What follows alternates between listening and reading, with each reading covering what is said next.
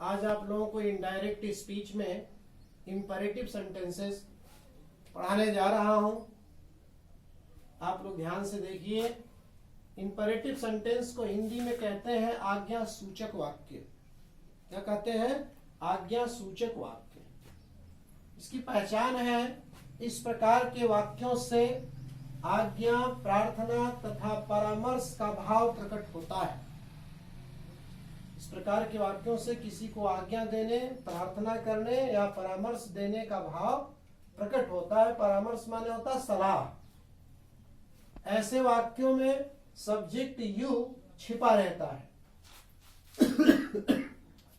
ऐसे वाक्यों में सब्जेक्ट यू जो होता है वो छिपा रहता है और वाक्य की शुरुआत मेन वर्ब के फर्स्ट फॉर्म से होती है। वाक्य जो शुरू होता है वो मेन वर्ब के फर्स्ट फॉर्म से शुरू होता है। इसमें रूल जो है पहला, देखिए, इस प्रकार के वाक्यों को इनडायरेक्ट स्पीच में बदलते समय रिपोर्टिंग वर्ब सेड को भाव के अनुसार ऑर्डर्ड, कमांडेड, रिक्वेस्टेड, बेग्ड या इम्प्लोर्ड में बदल देते हैं।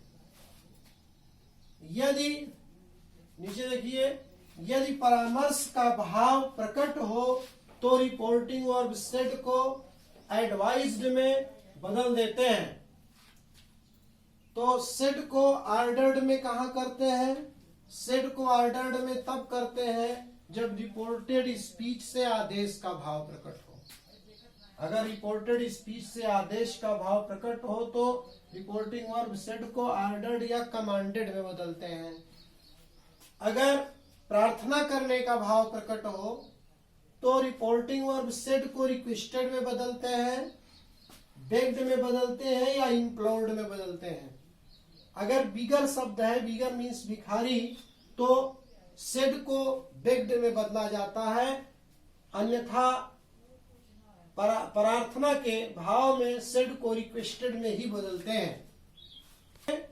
दिया गया है, अगर रिपोर्टेड स्पीच से किसी को सलाह दी जाती है, किसी को परामर्श दिया जाता है, राय दी जाती है, तो ऐसे वाक्यों में रिपोर्टिंग वर्ब सेड को एडवाइज्ड में बदलते हैं। आगे देखिए, आप लोगों को पहले हेडिंग में डाला हूं आज्ञा या आदेश, इसको कहते हैं। अंग्रेजी में इसको कहते हैं कमांड। क्या कहा जाता है? कमांड। इसमें रूल फर्स्ट है, यदि रिपोर्टेड स्पीच से आज्ञा, आदेश का भाव प्रकट हो तो रिपोर्टिंग वर्ब सेड को ऑर्डर्ड या कमांडेड में बदल देते हैं। यदि रिपोर्टेड स्पीच से आज्ञा का भाव प्रकट हो तो रिपोर्टिंग वर्ब सेड को किस में बदलते हैं? ऑर्डर्ड या कमांडेड में बदलते हैं। दूसरा नियम इसका है, कंजक्शन के रूप में मेन वर्ब के पहले टू लगाते हैं। यह टू इन्फिनिटिव के रूप में होता है और इसके साथ मेन वर्ब को इन्फिनिटिव वर्ब के रूप में बनाकर इनडायरेक्ट स्पीच में बदलते हैं। यह टू जो होता है प्रीपोजिशन नहीं होता बल्कि इन्फिनिटिव होता है और मेन वर्ब के पहले लगा करके हम जब रिपोर्टेड स्पीच को जोड़ते हैं तो मेन वर्ब जो है वह इन्फिनिटिव वर्ब के रूप में बन जाता है। इसका एग्जाम्पल देखिए नीचे। Examples first, the principal said to me stand up on the bench. तो बनेगा इसका indirect speech, the principal ordered me to stand up on the bench. इसी तरह से दूसरा है निगेटिव वाला वाक्य है, the teacher said do not make a noise. The teacher ordered not to make a noise. First type इस तरीके से बनेगा इनडायरेक्ट स्पीच। दूसरा इसका आर करके मैं बनाया हूं, or, the teacher forbade, teacher ने मना किया, to make a noise. Forbade means मना किया। ऑर्डर्ड लगेगा तो नॉट लगेगा, अब फॉरबेड जब लगेगा तो नॉट लगाने की आवश्यकता नहीं है क्योंकि फॉरबेड जो है यह निगेटिव होता है। इसका मतलब मना करना, मना किया। आगे आदेश के बाद प्रार्थना है 2 नंबर पे। प्रार्थना का मतलब होता है रिक्वेस्ट, अंग्रेजी में कहते हैं रिक्वेस्ट। इस प्रकार के वाक्यों में रिपोर्टेड स्पीच से प्रार्थना या निवेदन करने का भाव प्रकट होता है। इस दशा में रिपोर्टिंग वर्ब सेड को रिक्वेस्टेड, बेग्ड या इम्प्लोर्ड में बदल देते हैं। अगर प्रार्थना हो तो रिपोर्टिंग वर्ब सेड को रिक्वेस्टेड में, बेग्ड में या इम्प्लोर्ड में बदला जाता है। इसी के आधार पर एग्जाम्पल देखिए। The student said to the teacher, sir mark me present today. इसका बनेगा, चूंकि स्टूडेंट टीचर से रिक्वेस्ट करेगा और यहाँ पर सर आया है, सर मीन श्रीमान, प्लीज भी आता है, काइंडली भी आता है, जेंटिलमैन, ये सभी शब्द जो हैं प्रार्थना का भाव प्रकट करते हैं। और जहां पर ये शब्द आते हैं वहां पर हम रिपोर्टिंग वर्ब सेड को रिक्वेस्टेड में बदल देते हैं।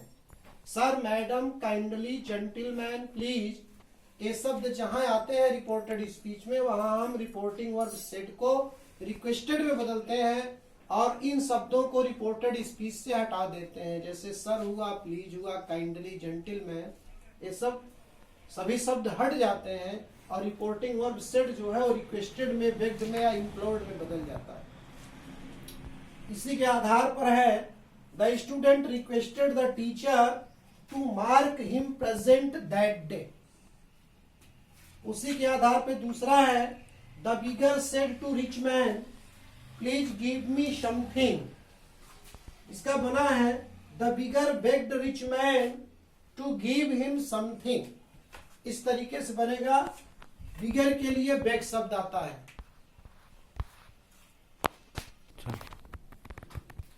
आगे आप लोगों को 3 नंबर पे मैं परामर्श पढ़ाने जा रहा हूँ। परामर्श को एडवाइस कहते हैं। परामर्श को अंग्रेजी में क्या कहते हैं? एडवाइस। परामर्श मीन सलाह होता है, राय या मशविरा। इसका नियम है, यदि रिपोर्टेड स्पीच से परामर्श, सलाह का भाव प्रकट हो तो रिपोर्टिंग वर्ब सेड को एडवाइज्ड में बदलते हैं। अगर रिपोर्टेड स्पीच से परामर्श का भाव आता है, सलाह का भाव आता है, तो रिपोर्टिंग वर्ब सेड क्या हो जाता है? एडवाइज्ड हो जाता है। इसी के आधार पर मैं एग्जांपल दे रहा हूं और सारे नियम पूर्ववत लगते हैं। इससे पहले जैसे बनाया गया उसी तरीके से बनाया जाएगा। The doctor said to the patient, do not smoke. Doctor ने मरीज से कहा कि धूम्रपान मत करो। The doctor advise the patient not to smoke. इस तरीके से बनेगा। और करके दिया जा रहा है, दूसरा बना रहा हूं इसका। The doctor forbade the patient to smoke. अगर फॉरबेड शब्द आएगा तो नॉट टू का प्रयोग नहीं किया जाएगा, नॉट का प्रयोग नहीं होगा, क्योंकि फॉरबेड मीन्स मना किया, या फॉरबिड का सेकेंड फॉर्म है, फॉरबिड का। My friend said to me, work hard to be successful. मेरे मित्र ने मुझसे कहा, सफल होने के लिए मेहनत करो। My friend advised me to work hard to be successful. यहाँ पर मित्र जो है, मित्र को सलाह दे रहा है, इसलिए एडवाइस का प्रयोग किया गया। एक्सरसाइज आप लोग अपने किताब से करेंगे। Imperative sentence first exercise, first type exercise. Second कल पढ़ाया जाएगा लेट वाला बात।